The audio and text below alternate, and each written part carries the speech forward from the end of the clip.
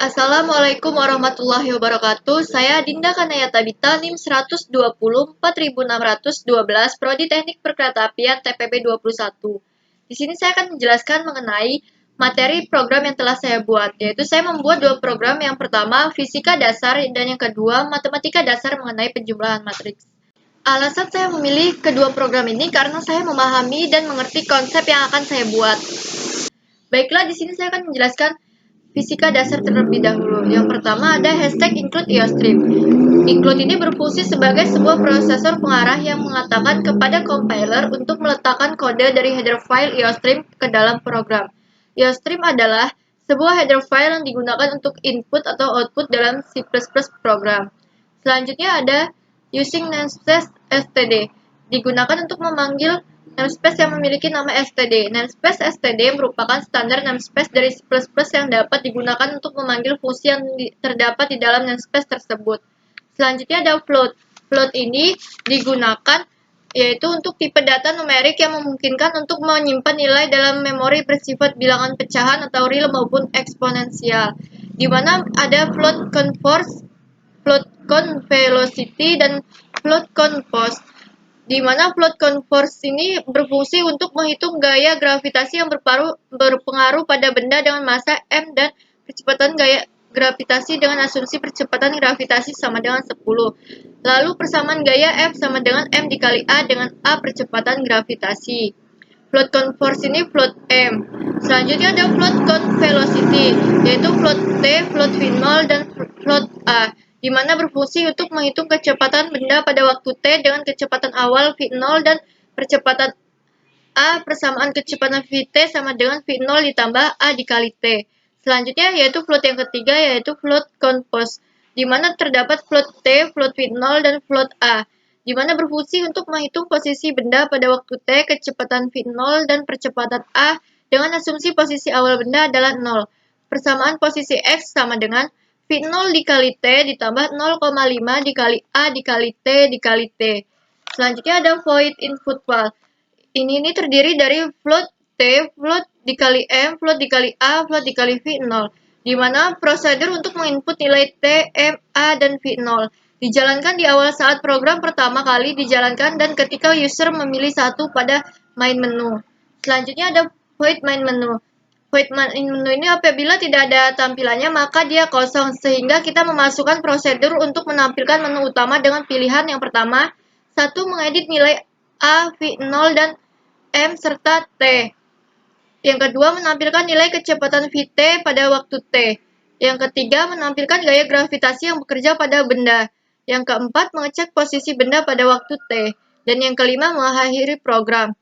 Selanjutnya, float M, float T, V0A, Vt, F, XA, di mana XA adalah jarak yang ditempuh. Integer X-nya ini untuk cache.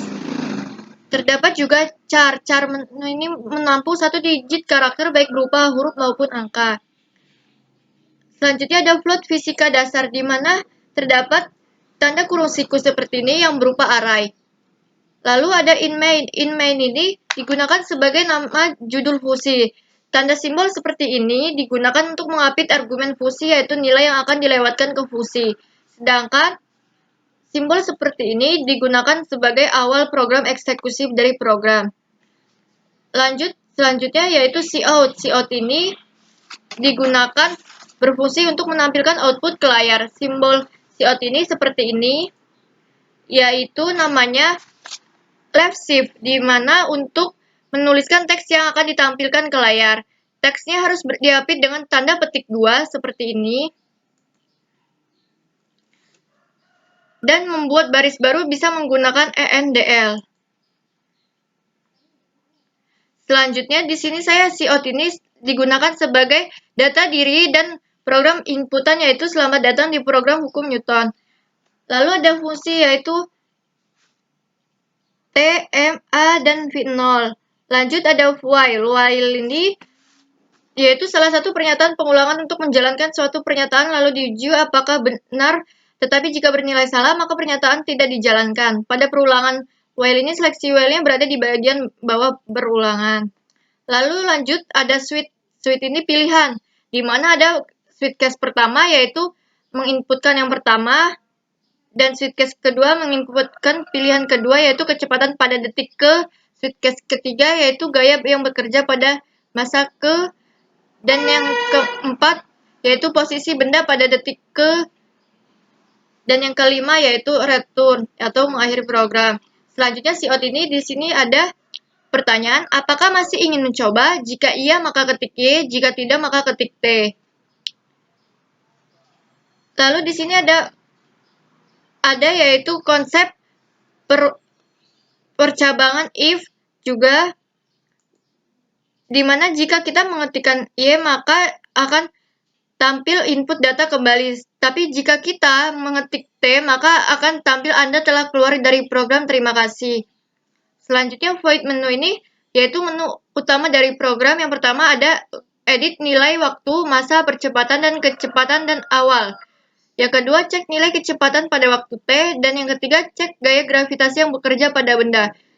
Selanjutnya ada 4, cek posisi pada waktu. Dan yang kelima, akhiri program. Lalu, yang ini ada Cout. Cout ini untuk input pilihan Anda.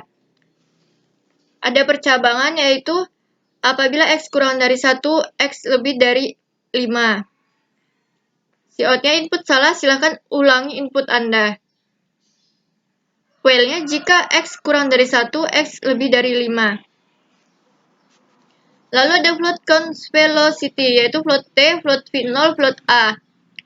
Ada return, yaitu variabelnya fisika dasar, di mana kodenya itu, kode arraynya yaitu 3, fisika dasar 2 ini kodenya 2, dan ada fisika dasar yang kode arraynya 0. Selanjutnya ada float count force, yaitu float M. Return variabelnya F sama dengan fisika dasar array 1 dikali fisika dasar array 2. Selanjutnya ada float count post, di mana float T, float V0, float A, returnnya itu XA sama dengan fisika dasar array 3 dikali fisika dasar array 2 ditambah 0,5 kali fisika dasar array 2 dikali fisika dasar array 0 dikali fisika dasar array 0. Lalu ada void input file, yaitu float dikali T, float dikali M, float dikali A, float dikali V0. Selanjutnya yaitu ada Cout untuk input waktu. Ada Cout input massa atau M, Cout input percepatan atau disimbolkan sebagai A, dan ada juga input kecepatan awal yaitu V0. Selanjutnya ada fisika dasar, di mana kodenya itu tadi yang pertama. Fisika dasar 0 ini disimbolkan sebagai T. Fisika dasar 1 disimbolkan sebagai M, di mana fisika dasar array 2 ini disimbolkan sebagai A, dan fisika dasar array 3 ini disimbolkan sebagai V0. Lalu ada gets ini dan simbol seperti ini, di mana untuk mengakhiri program eksekusi. Nah, begitulah konsep percabangan, perulangan, dan array yang terdapat dalam fisika dasar ini. Langsung saja kita coba jalankan aplikasinya, yaitu di mana kita pertama kali mengetik compile dan run.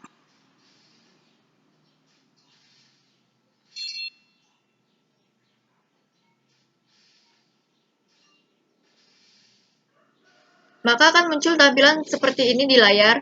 Kita inputkan nilai waktu. Misalkan waktunya 6, masanya 12, percepatannya 6, kecepatan awalnya misalkan 8. Maka kita dipilih untuk menu utama program, memilih antara 1, 2, 3, 4, dan 5. Misalkan kita pilih pertama, maka kita menginput data kembali. Misalkan datanya yaitu yang pertama 12, 4, 6, 8. Lalu kita diberi pertanyaan apakah masih ingin mencoba. Misalkan kita memilih Y, maka kita akan menginputkan pilihan kembali. Inputnya misalkan kedua, maka kecepatan pada detik ke-12 adalah 80. Apakah masih ingin mencoba? Misalkan ketik Y, maka kita akan diberikan input pilihan kembali. Misalkan kita pilih yang ketiga, gaya yang bekerja pada massa 4 kg adalah 24 Newton. Apakah masih ingin mencoba? Ketik Y. Input pilihan kembali yaitu pilih nomor 4. Posisi benda pada detik ke-12 adalah 528 M. Apakah masih ingin mencoba? Misalkan Y. Maka kita menginputkan pilihan kembali. Misalkan yang terakhir yaitu nomor 5. Maka program akan diakhiri tampilan seperti ini. Lalu muncul juga seperti ini, jika apakah masih ingin mencoba, kita jawab tidak, misalkan. Maka akan tampil ke layar yaitu Anda telah keluar dari program terima kasih. Berikut ini merupakan aplikasi Flowgorithm. Flowgorithm itu aplikasi untuk mempelajari algoritma pemrograman komputer melalui diagram alir atau flowchart. Di sini terdapat yang pertama main atau start, lalu menginputkan real array fisika dasar 10 di mana arraynya yaitu kurung siku seperti ini. Selanjutnya ada real M, T, V0, A, VT, F, X, XA. Lalu memasukkan string YN, lalu memasukkan output selamat datang di program fisika dasar. Selanjutnya kita memasukkan output waktu T, di mana kita menginputkan nilai T, output masa M menginputkan nilai M, output percepatan A menginputkan nilai A, output kecepatan awal V0 menginputkan nilai V0.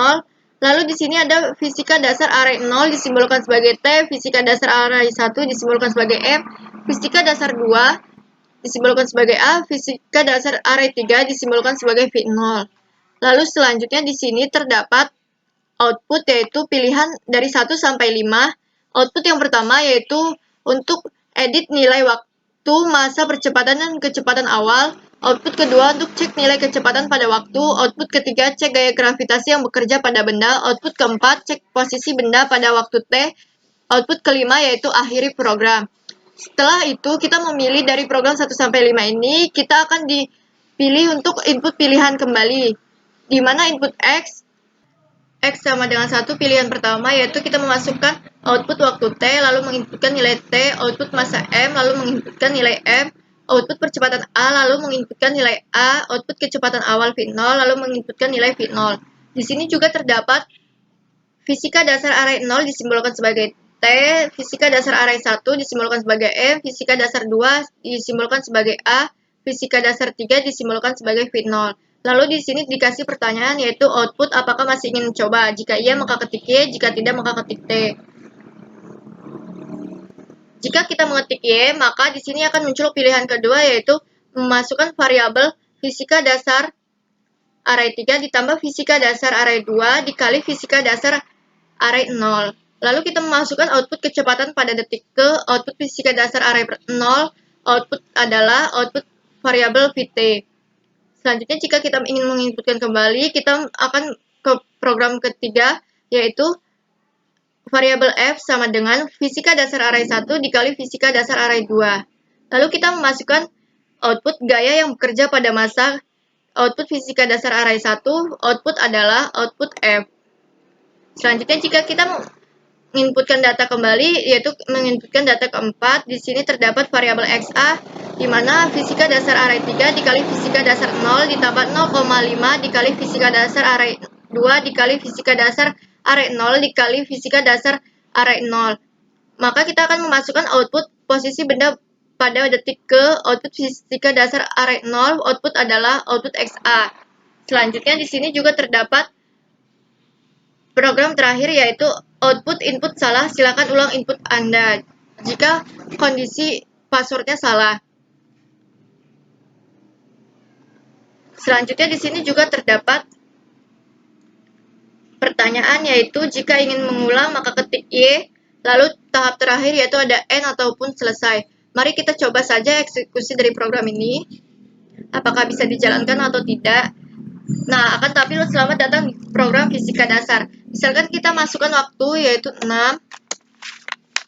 masanya sebagai 8, percepatannya misalkan 12, kecepatan awalnya 4, maka kita disuruh memilih apakah memilih nomor 1, 2, 3, 4, 5. Misalkan kita coba memilih nomor 1, maka kita akan menginputkan data kembali.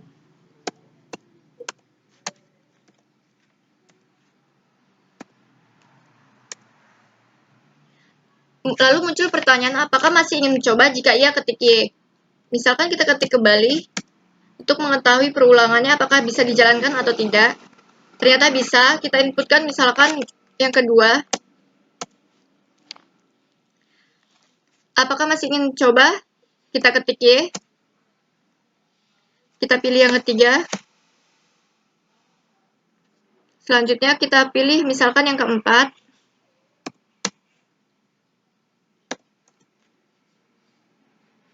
Apakah masih ingin mencoba?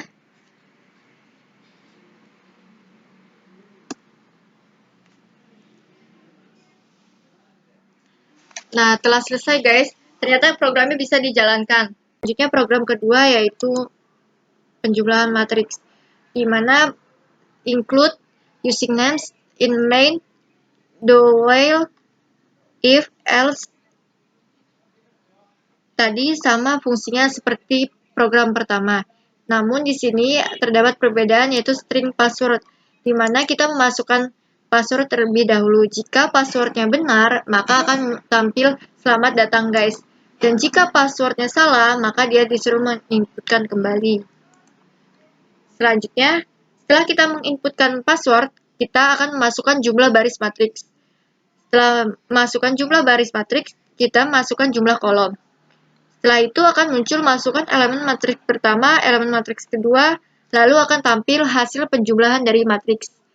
Setelah selesai, kita akan menginputkan pertanyaan kembali, apakah masih ingin mencoba? Jika iya, maka ketik Y, dan jika tidak, maka ketik T. While ini untuk mengecek apakah ingin mengulang. Jika masukkan huruf Y, maka akan diulangi dari awal. Mari kita coba saja.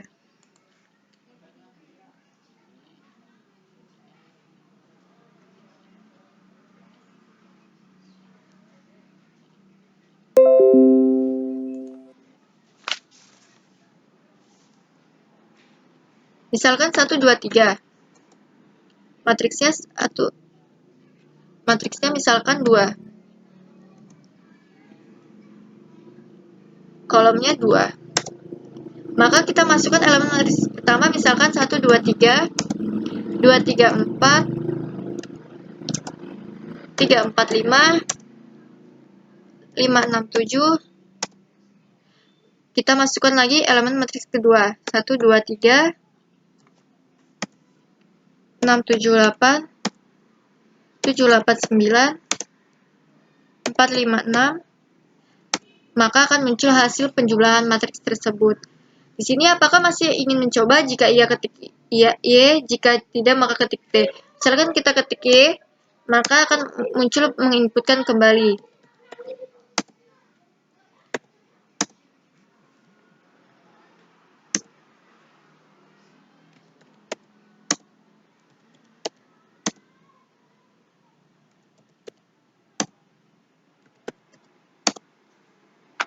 Matriks keduanya kita misalkan seperti ini.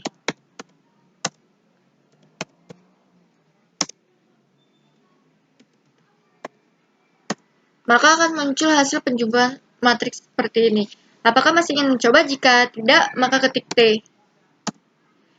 Maka akan muncul tampilan Anda telah keluar dari program terima kasih. Selanjutnya, berikut ini merupakan flowchart dari matriks.